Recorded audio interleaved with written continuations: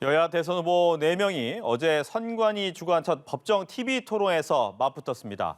이번 토론회가 34%대의 높은 시청률을 기록한 가운데 각 후보들은 아전 인수식 관전평을 내놓으며 유리한 장면을 부각하고 있습니다. 이 시각 정치권 이슈 김수민 시사평론가와 함께 짚어봅니다. 안녕하십니까? 예, 반갑습니다. 네. TV 토론 얘기는 잠시 뒤에 하는 걸로 하고 오늘 일정도 상당히 바쁜 것 같습니다. 이재명 후보 같은 경우에는 수도권을 좀 공략하고 있는데 특히 이제 어제 토론과 관련해서 라디오에 출연해서 한 얘기가 있어요. 윤석열 후보와는 벽과 얘기하는 것 같다. 어떻게 되셨습니까?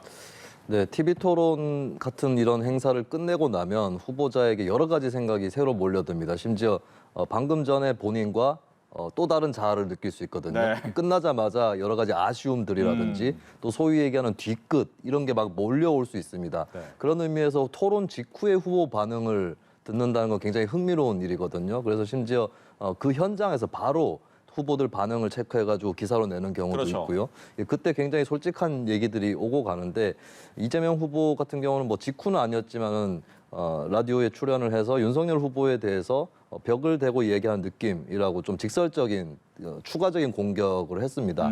예, 거기에 대해서는 일단 글쎄 이재명 후보가 보통 어떤 대선 주자들 같은 경우는 애써서 상대 주자에 대해서 좀 낮게 보지 않는다라고 하는 본인의 태도를 보여주려고 하는 경우도 있는데 그렇죠. 이재명 후보는 좀 더 솔직하게 얘기하는 그런 전략을 택한 것 같고 어제 후보 간 토론에서 말이 제대로 먹히지 않았다. 그러니까 어떤 말에 대해서 비판을 하고 뭐 이 사람이 뭐 무능하다든지 비도덕적이다든지 이렇게 얘기를 하기보다는 그냥 소통이 안 되더라. 이쪽으로 공격 포인트를 잡았다라고 볼 수 있겠습니다. 예. 반면 이제 안철수 후보에 대한 평가는 좋았네요.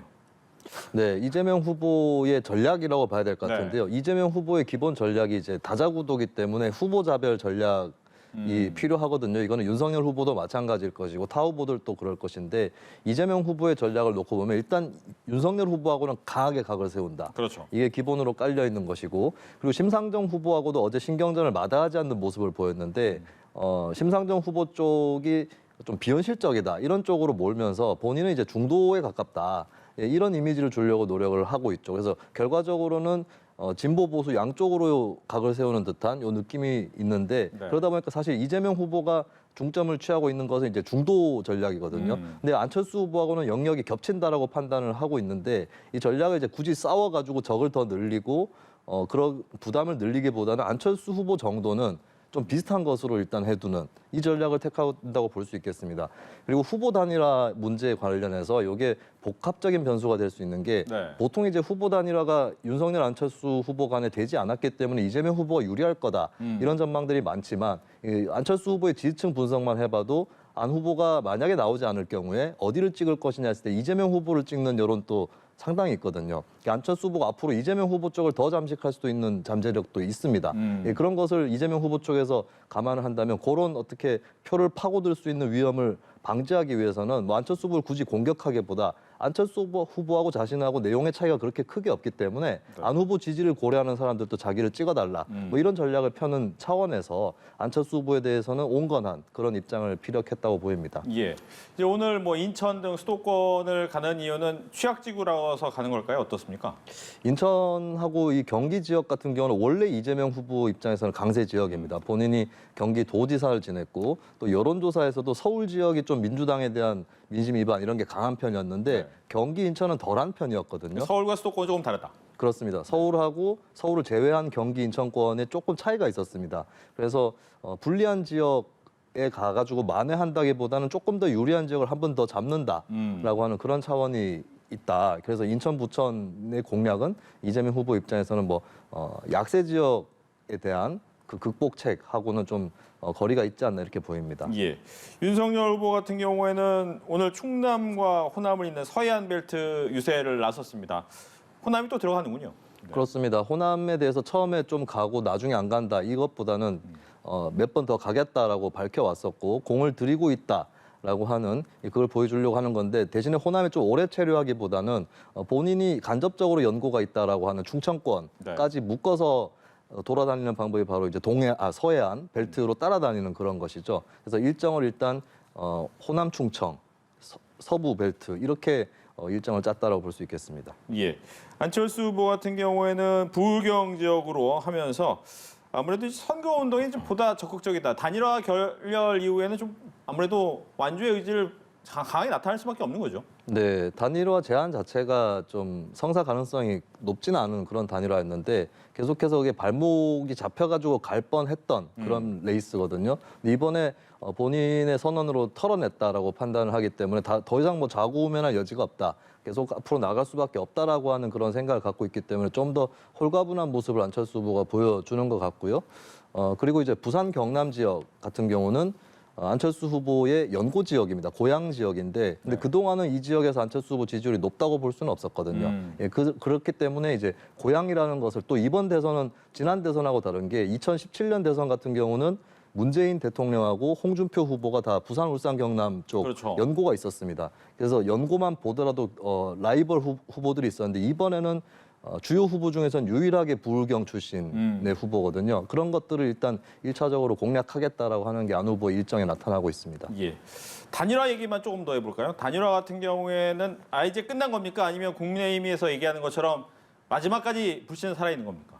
이 양쪽이 다른 말을 하고 있는데 국민의당 입장에서는 끝났다라고 봐야 될 것 같습니다. 그러니까 일단은 조건을 명확하게 구체적으로 제시를 했고 물밑 협상보다는 후보자의 직접 언급이라든지 담판 이것을 강력하게 강조를 했고 시한도 계속해서 제시를 했었거든요. 그래서 데드라인을 넘겼다. 이제 더 이상은 하지 않는다라고 하는 것이 이제 국민의당 관계자들이 계속해서 밝히는 그런 것이고 국민의힘 입장에서는 불씨가 남아 있다라고 볼 수도 있는 것은 이제 안철수 후보가 제안했던 그 내용을 그냥 받으면 되는 거 아니냐 이런 생각을 또 할 수 있는 거거든요. 그래서 양쪽이 이제 좀 다른 생각을 가진 채로 계속해서 흘러갈 공산이 높다. 그냥 받는다는 건 여론조사로 단일화. 그렇죠. 네. 그러니까 국민의당에서 다른 조건을 제시한다거나 이런 적이 없고 그리고 뭐 국민의힘에서 어떻게 나오느냐에 따라서 조건을 바꿀 수 있다. 이러한 어떤 복선을 깔아둔 게 전혀 없습니다. 예. 그렇다면 국민의힘에서 국민의당의 단일화 불씨를 살리는 방법은 국민의당이 제안한 그대로의 내용을 받는 것일 텐데 이 부분은 이제 국민의힘 입장에서 불씨가 살아있는 것은 후보 결단에 달려있는 부분이거든요. 이것을 뭐 당원의 투표에 묻는다거나 이런 절차들을 밟지 않을 거기 때문에 네. 국민의힘 입장에서는 계속해서 가능성을 지펴나가는 하지만 국민의당은 닫는 좀 이렇게 비대칭적인 관계 속에서 계속 단일화 얘기가 나갈 공산이 커 보입니다. 네. 앞서 잠시 이야기를 하셨지만 안철수 후보가 완주하는 것이 이재명 후보한테 그날 유리하지 않을 수 있다라고 설명을 하셨는데 윤석열 후보한테는 어떻습니까? 그러니까 윤석열 후보 같은 경우도 두 가지 경우를 다 열어놓고 있어야 되는 거죠. 그러니까 안철수 후보가 어느 쪽 표를 더 잠식하느냐 여기에 따라서 유불리는 엇갈릴 수 있는 거기 때문에 그러면 이제 윤석열 후보 입장에서의 성공 전략은 자신들 쪽의 표가 안철수 후보에게 흘러나가는 건 맞고 안철수 후보가 그나마 선전을 한다면 주로 이재명 후보 표나 어차피 윤석열 후보를 찍지 않을 표를 잠식하는 것은 놔두고 이런 전략으로 가면 이제 단일화를 굳이 하지 않아도 성공할 수도 있는 법인데 근데 이제 국민의힘에서 우려하는 것은 혹시나 어떻게 될지 모르는 것이고 네. 거꾸로 이제 안철수 후보가 이재명 후보 쪽보다 윤석열 후보 쪽 표를 많이 잠식하고 그것 때문에 이제 선거 판세가 기울어질까 봐 조금의 어떤 악재가 될 수 있는 변수 이런 것들을 좀 제거하고 싶다 이런 생각 때문에 아직까지 단일화의 문을 국민의힘은 열어놓고 있는 것 같습니다. 지금 국민의힘 안에서도 얘기가 나오는 것이 이준석 대표의 발언이 좀 수위를 넘어선 것 아니냐라는 내부적인 얘기가 좀 나오고 있거든요. 이 부분은 영향을 미친 겁니까 이번에 단일화 결렬에? 근데 애초에 국민의당과 안철수 후보의 제안 내용을 놓고 봤을 때는 완주 의지가 더 커 보였어요. 제안을 할 때도. 첫 제안부터. 예, 제안 자체가 상대가 받기 어려운 제안이고 콕 찍어서 제안을 했고 왜 어려웠을까요? 그 여론조사 같은 경우는 양쪽의 경쟁력이나 적합도를 물어보자 서울시장 보궐선거 때 했던 방식 그대로 하자고 했는데 네. 이게 사실 양쪽의 고유 지지율만 놓고 봤을 때는 윤석열 후보가 확실하게 앞서고 있지 않습니까? 그렇죠. 근데 이게 막상 여론조사로 붙여보면 또 다른 결과가 나올 수도 있다. 왜냐하면 몇몇 여론조사에서는 안철수 후보가 따라잡거나 혹은 더 높게 나온 여론조사도 있긴 했거든요. 네. 그럼 만에 하나 그런 일이 벌어지면 어떻게 할 거냐. 국민의힘 입장에서는 도저히 받기 힘든 그런 단일화 조건이었고 그렇기 때문에 이것이 진짜 단일화를 하기 위한 제안이었다기보다는 단일화를 할 수 없는 것을 보여주기 위한 제안에 가까웠던 것이죠. 그래서 그런 의미에서 이준석 대표의 발언이 단일화를 깨는 데에 결정적인 도화선이 됐느냐 그건 아니라고 봐야 될 것 같습니다. 네. 이미 안 되도록 쉽게 그렇게 되어 있는 안 되는 것이 쉽게 되어 있는 단일화였기 때문에 이준석 대표가 뭐 추가적으로 그걸 흐름을 바꿨다라고 볼 수는 없을 것 같고요. 이준석 대표가 지금 말하는 것처럼 그냥 안철수 후보가 어떻게 행동하는지 보면 됩니다라는 부분이 그런 얘기겠네요. 네, 그렇겠죠. 그리고 이준석 대표가 설령 이번에 안철수 후보 쪽에 유화적인 발언을 했거나 혹은 침묵했거나 하더라도 안철수 후보 쪽은 윤석열 후보 당사자의 반응 이거 하나를 보고 왔던 거거든요. 그런 의미에서 이준석 대표 발언이 양쪽의 감정을 더 상하게 만든 계기일 수는 있어도 단일화 자체에 끼친 영향은 크게 없었을 거다. 다만 이제 이준석 대표의 리스크는 어떤 거냐면 만에 하나 두 후보가 완주를 하고 나서 윤석열 후보가 낙선을 한다면 사실 단일화 때문에 낙선했다라고 볼 수 없더라도 해석이 단일화 때문에 낙선했다는 해석은 나올 것이고 네. 이준석 대표 책임론이 불거질 수는 있겠죠. 그래서 그 부분은 좀 선거 뒤로 지켜봐야 될 부분인 것 같습니다. 알겠습니다. 이제 TV 토론 얘기를 뭐 많이 보셨겠지만 얘기를 해보겠습니다. 여전히 좀 네거티브가 많았네요. 총평부터 먼저 해주시죠. 네, 네거티브가 일단 나오긴 했는데 사실 두 후보, 특히 윤석열, 이재명 후보 입장에서는 많이 한 거 아니다라고 생각을 할 겁니다. 네. 여러 가지의 소재가 있는데 참고 해가지고 핵심적인 걸러내고 네, 그렇게 했다고 생각할 거예요. 네. 그래서 어제도 한 언론 보도에서 윤석열 후보 쪽에서는 법인카드, 이재명 후보 쪽과 김혜경 씨의 법인카드 문제를 거론하지 않을 거다. 그건 정책하고는 좀 동떨어진 거라서 대장동만 거론할 거다. 이런 보도가 나갔습니다. 예. 그런데 어제 기습 공격이라고 해야 될지 아니면 마음이 바뀐 것인지 윤석열 후보가 법인카드 문제를 꺼내거든요. 그렇죠. 네, 근데 그것도 보면 시간이 그렇게 길지는 않았습니다. 그래서 보면 윤석열 후보는 주로 대장동 의혹에 집중해가지고 공세를 펴는 쪽이었고 이재명 후보는 대장동에 맞받기 위해서 역공하기 위해서 이제 이재명 후보 역시도 대장동에서 고비를 준비를 해왔고 거기에 이제 추가적으로 해서 자본시장 얘기하다가 김건희 씨 도이치모터스 주가 조작 의혹 얘기가 나온 거거든요. 근데 아마 후보들 입장에서는 진짜 하고 싶은 거는 한 10가지도 넘을 거다. 네. 예, 이렇게 생각을 하면서도 그래도 많은 정책 토론을 하기 위해서 추려서 이 정도 하는 거다. 이렇게 또 생각을 할 것 같습니다. 그렇군요. 이제 눈에 띄는 장면이 보니까 이제 공격을 하고 나서 질문의 기회를 또 안 주는 경우에 네, 네. 이재명 후보가 굉장히 또 불쾌하게 또 얘기를 받아치는 경우도 있었는데 이건 네. 어떻게 보셨는지? 이게 이제 윤석열 후보가 이재명 후보를 상대로 지목을 하면서 비판을 하고 질문은 정작 심상정 후보에게 돌리는 네. 이런 플레이였는데 이게 토론상 규칙을 어긋난 그 반칙이라고 볼 수는 없을 것 같아요. 누구를 콕 찍어서 처음부터 얘기를 하면서 질문 또 그쪽에 던져야 된다 이런 법은 없는 것이고 네. 또 다자 토론이기 때문에 그런 구도를 또 활용할 수도 있는 거겠죠. 근데 이제 이걸 어떻게 볼 거냐의 문제는 이제 결국에 시청자들의 판단에 맡기는 부분인데 뭐 좋게 보는 쪽에서는 나름대로 다른 후보 그 제3후보를 좀 아군으로 만들어서 네. 상대방을 포위하는 나름의 전략을 구사하고 있다 이렇게 좋게 볼 수도 있는 것이고 나쁜 쪽에서는 이거 좀 약 올리기식 아니냐 이렇게 또 볼 수 있을 것 같아요. 이 부분은 후보자가 장단점을 견줘서 본인이 책임져서 또 할 부분이 아닌가 그렇게 보여집니다. 알겠습니다. 대장동 얘기를 조금 더 해보면 대장동 얘기는 아마 선거가 끝날 때까지 답은 안 나올 것 같아요. 네. 근데 이번에 보면 녹취록을 가지고 둘 다 공격을 하고 방어를 했단 말이죠. 네네. 이 부분은 어떻게 봐야 될까요? 그러니까 정영학 회계사 녹취록은 뭐 중대한 가치는 있습니다. 검찰 수사가 촉발되는 계기가 됐고 변함없는 참고 자료이긴 하겠죠.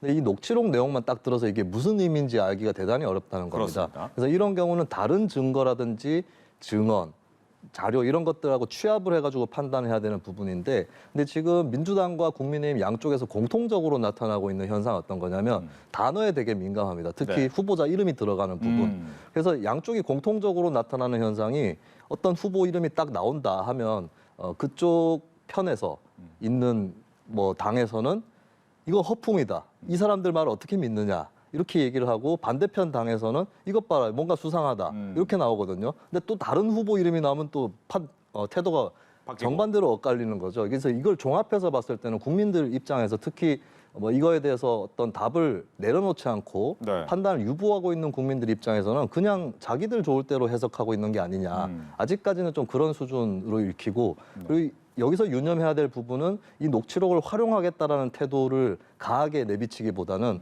신중하게 진실을 규명하는 태도로 접근하는 쪽, 그러니까 실제로 그렇게 접근하는지를 떠나서 그렇게 보이는 쪽이 더 유리할 것이다. 아하. 예, 국민들의 판단력이 높다라는 것을 인정한다면 그래서 그 어느 정치 세력이 더 그러한 태도를 보이느냐 이것도 관건이라고 볼 수 있겠습니다. 뭐 지금 화면에 잠깐 나왔지만 이재명 후보 같은 경우에는 대장동에 관련된 공격이 나올 거다 예상을 하고 판넬까지 또 이제 준비를 했잖아요. 네. 꽤 공을 들였네요.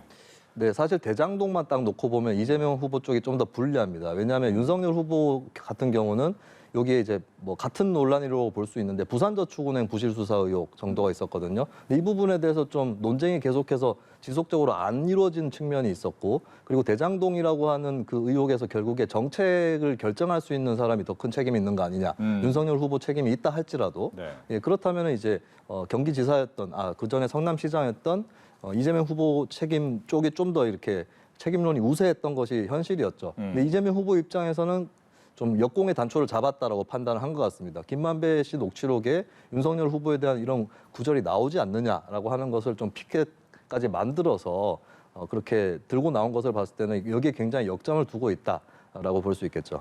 알겠습니다. 또 하나 또 기억에 남는 대목이 이제 기축통화 부분입니다. 기축통화 얘기를 하고 나서 뭐 국민의힘 쪽에서는 이게 말이 되느냐라고 얘기를 하는 경우도 있고 왜 안 되느냐 우린 전경련 자료 가지고 얘기했다라고 얘기를 하고 있습니다. 이 부분도 더 설명을 좀 해주시죠. 네, 이게 아주 큰 논란이 되고 있는 것 같습니다. 일단 정경련에서 해당 보고서를 낸 건 사실인데 정경련 보고서에 나오는 내용은 구체적으로 보면 이제 기축통화라는 개념이 아니라 SDR이라고 하는 개념이거든요. 그러니까 IMF에서 가맹국의 준비 자산을 보완하는 수단으로 채택을 해서 예를 들어서 이제 뭐 담보 없이 인출을 위기 때 한다던가 이런 것을 할 수 있는 통화를 이제 SDR이라고 하는데 SDR에 지정돼 있는 통화하고 우리가 흔히 기축통화라고 부르는 것하고 이제 범위가 비슷합니다. 네. 그러다 보니까 정경련에서도 기축통화라고 표현을 하면서 거기에 이제 가입할 수 있도록 해야 된다 이런 보고서를 냈어요. 근데 이제 사실 정경련의 의도를 좀 파악을 하자면 이 기축통화국 안에 들어가자라기보다는 어떻게 보면 그 들어가야 되는 근거 중에서 외환시장 활성화라는 게 실제로 보고서에 들어가 있습니다. 그래서 좀 저도 취재를 해보고 여러 군데 의견을 취합을 해보면 이 SDR에 가입하거나 기축통화국에 뭐 들어간다거나 이런 개념이라기보다는 그것을 계기로 해서 외환시장 활성화 이것이 진짜 목적이다라는 분석도 있는 상황이거든요. 예, 그래서 이제 좀 기축통화국이라든지 SDR 이 두 가지도 개념이 좀 다릅니다. 기축통화국도 명확하게 이게 기축통화다 이런 개념이 있는 게 아니라 네. 경향적으로 뭐 포함되는 것들이 있다 이 정도 개념이고 실제로 기축통화국으로 분류하는데도 방법들이 좀 다른 것들이 있거든요. 예, 그런 의미에서는 조금 같은 개념을 두고 다르게 접근을 하거나 아니면 다른 개념, SDR하고 기축통화를 같은 개념으로 그냥 뭉뚱그려서 보거나 이런 관점의 차이들이 일단 있었던 것 같고 근데 저는 이제 이런 쪽에서 뭐 개념 분류를 어떻게 하느냐 이게보다 중요한 것은 원래 이 후보들이 어떤 논쟁을 했었길래 이렇게까지 왔느냐 이 부분이거든요. 네. 근데 결국에는 이게 기축통화국이냐 아니냐보다 중요한 것은 이 논쟁을 촉발토록 했던 소재는 국가 채무의 수준이었습니다. 그렇죠. 그래서 결국에 우리가 돌아가야 될 것은 국가 채무를 어느 정도로 지는 게 적정하며 혹은 뭐 양적으로 따질 수 없는 질적인 부분까지 감안한다면 어떤 채무여야 하느냐 이 부분으로 좀 돌아가야 되지 않을까 예, 그렇게 보여집니다. 네. 아마 그 부분을 얘기하면서 100% 이상이 되느냐, 마음대로 채권을 찍어내도 되는 것이냐 이런 얘기를 하다가 결과적으로 기축통화 얘기가 넘어간 네. 거죠. 그러니까 그 부분에 대해서 이제 다시 또 한 번의 이제 정책 토론이 필요하다라고 얘기를 하면 될 것 같습니다. 또 하나 이제 이재명 후보 아까 잠깐 얘기를 해주셨지만 이재명 후보 같은 경우에는 본인은 실용주의다라고 얘기를 하고 있어서 뭐 이쪽에 좋은 거 있으면 받아들이고 저쪽에 좋은 거 있으면 받아들이겠다라고 했는데 심상정 후보는 그게 굉장히 못마땅한 것 같습니다. 네, 심상정 후보는 못마땅하기보다는 네. 한편으로는 기회다라고 생각할 수도 있습니다. 그러니까 지금까지 정의당이나 심상정 후보가 처해왔던 난제가 어떤 거냐면 네. 이재명 후보하고 다 같이 진보로 묶여 있는 거 아니냐라는 아하. 거였고 이재명 후보가 최근에는 좀 달리 평가를 할 수 있을 텐데 뭐 작년 정도로 놓고 본다면 특히 경선 후보가 되기 전으로 놓고 본다면 민주당 스펙트럼 중에서도 좌쪽에 있는 정치인이 아니냐. 특히 기본소득이라든지 이런 레디컬해 보이는 정책의 특징 때문에 그래서 이재명 후보가 민주당 후보로 나올 경우에 정의당이 차별화를 획득하기 쉽지 않을 거다. 이런 전망이 굉장히 많았습니다. 근데 이제 정의당 입장에서는 일단 뭐 이재명 후보 같은 경우에 대장동 의혹 같은 게 있는데 이게 이제 사법적인 문제를 떠나서 뭐 임대주택 확보가 제대로 안 됐다거나 또 결과적으로 사기업이 많은 이익을 가져갔다거나 이런 부분들 좀 공략할 수 있는 포인트들이 생긴 거죠. 네. 그리고 이재명 후보가 중도 확장을 위해서 자신의 또 실용주의적인 면모를 보여주기 위해서 기존의 민주당이 택하지 않았던 그리고 진보 정책하고는 반대의 이미지가 있는 이런 정책들을 택한 거에 대해서 이 차별화거리를 놓치지 않고 잡으려고 했다.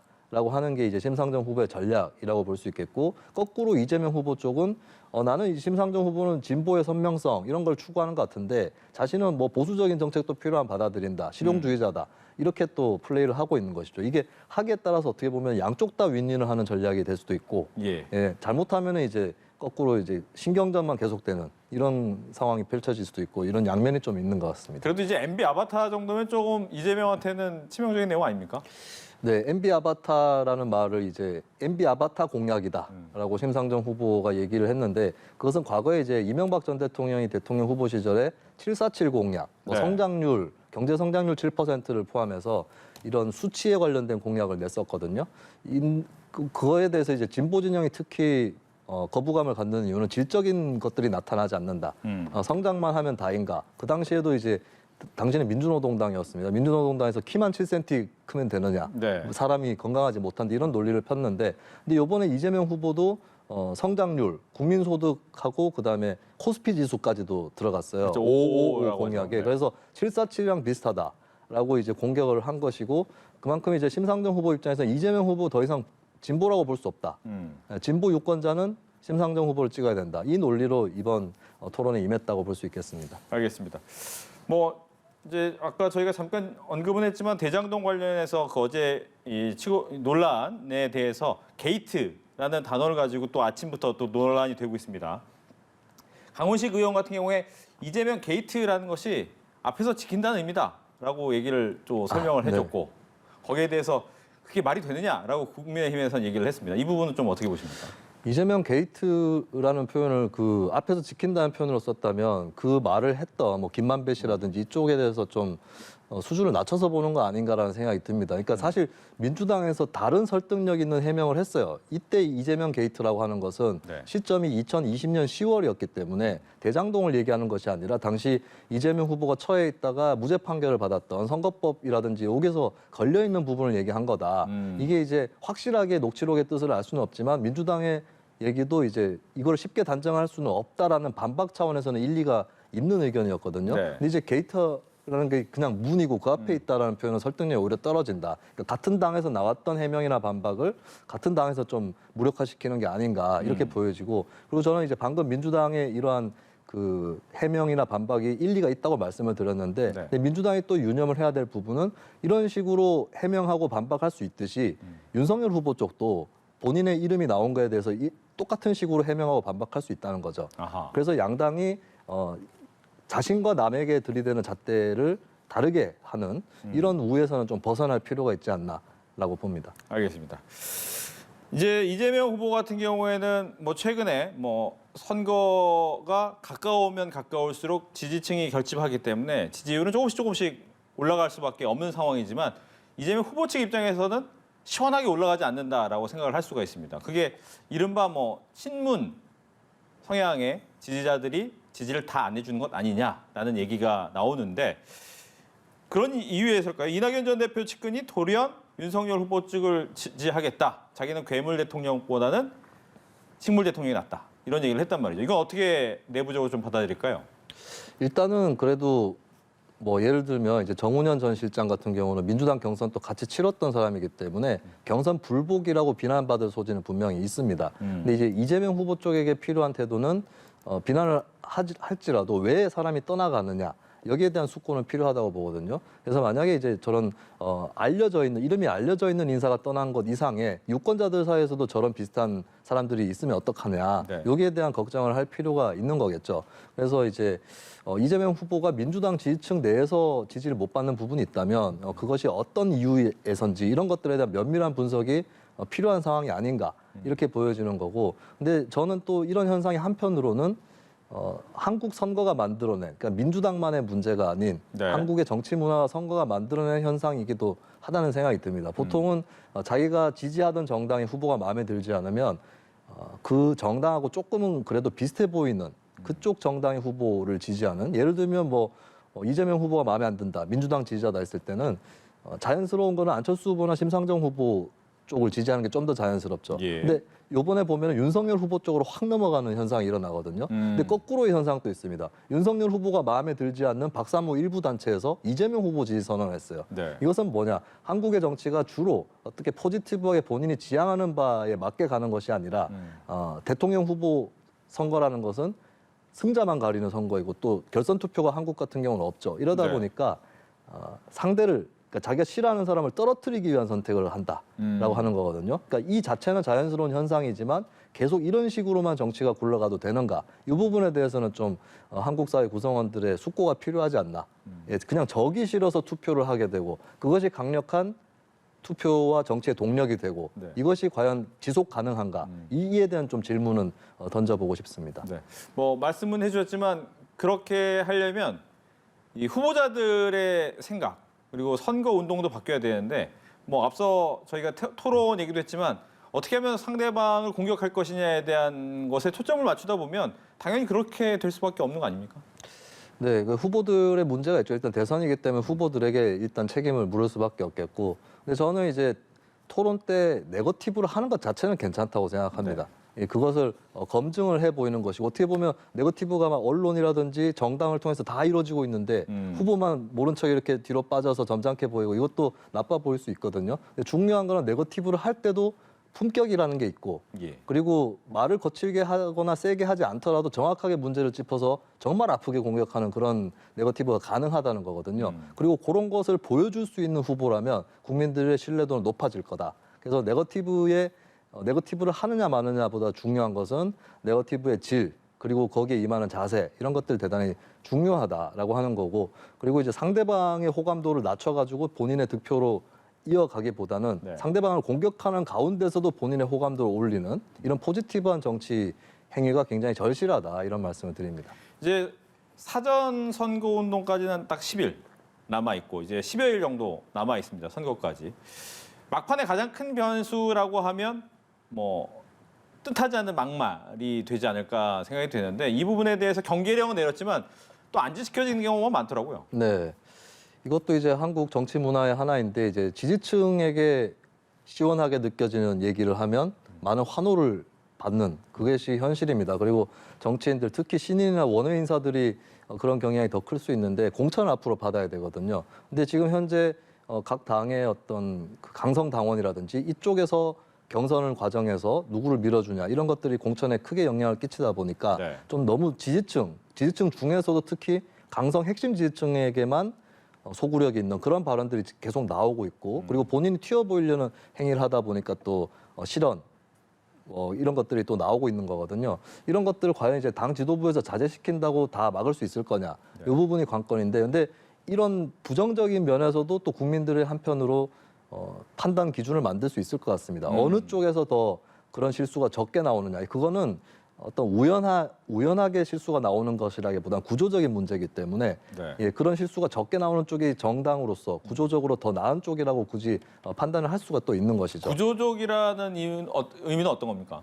그러니까 제가 말씀드렸던 것은 그 당의 구조와 문화가 정치 인사들로 하여금 실언이라든지 또 본질을 비껴나가는 발언이라든지 소수자 폄훼 발언이라든지 이런 것들을 나오게 만드는 요인이거든요. 그러니까 사람 자체가 뭐 나쁘다 이렇게 접근하면은 한도 끝도 없는 것이겠고 결국에 그 구조에 문제가 있을 텐데 실수가 덜 나오는 정당이 그렇게 핵심 강성 지지층만 바라보고 바쁘게 발언을 쏟아내야 되는 그런 문화가 덜하다라고 볼 수밖에 없는 거겠죠. 네. 예, 그것을 또 국민들이 여러 정당들을 놓고 판단을 하지 않을까 그렇게 보여집니다. 뭐 이제 10여일 남아 있는 선거 마지막 변수가 있다면 어떤 걸까요? 지금 언론 보도로도 나오고 있지만 그 주요 후보들에 대한 네거티브 소재가 계속 뭐 있던 것이 더 불거지거나 이런 상황이 뭐 새로운 것이 조금씩 나올 수 있거나 이런 상황이거든요. 네.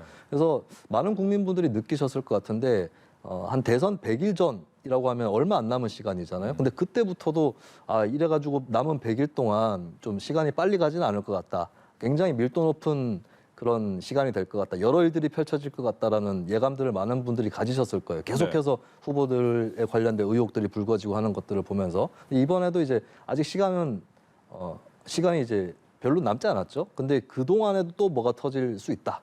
이런 것들은 결국에 저는 언론의 보도 에서 어떤 내용이 나오느냐 이것도 결국에 굉장히 막판까지 결정적인 변수가 아닐까 그렇게 보여집니다. 알겠습니다. 이렇게 해서 정치권 이슈 김수민 시사평론가와 함께 들어봤습니다. 오늘 얘기 잘 들었습니다. 네, 고맙습니다.